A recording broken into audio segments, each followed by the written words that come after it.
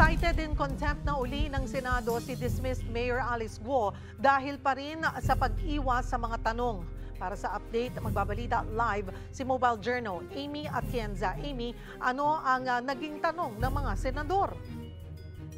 Cheryl, ito nga mainit ang ulo ng mga senador sa muling pagdalo sa pagdinig ni Alice Leal Guo upang makumpirma ang kanyang identidad at mabigyang linaw ang issue sa Pogo. Bago pa man magsimula ang hearing, talagang inanunsyo na ni Philippine National Police spokesperson Colonel Chin Fajardo na nakaranas ng stomach Guo bago ang hearing. Sinigurado rin daw nila ang kaligtasan ni Guo sa pagsuot niya ng bulletproof vest. Nagkaroon ng opening messages ang ilang miyembro ng komite kung saan patuloy nilang iginiit ang mga kaso ni Guo.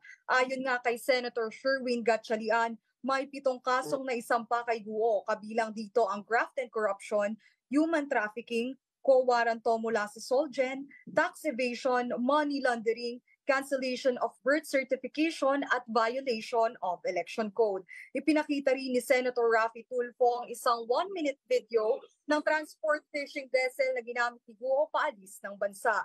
Cheryl, na patawan din si Guo ng pending contempt case matapos niyang giit na itinanggi na siya si Guo Huaping. Bagaman nagpakita ng dactyloscopy report ang Senado na identical ang fingerprints ni Guo Huaping at Alice Guo, ay hindi pa rin kinumpirma ni Guo ang kanyang pagkatao. Patuloy din ang pagsabi ni Guo na siya ay isang Pilipino at mariin na itinanggi ang pagkakaroon ng Chinese passport.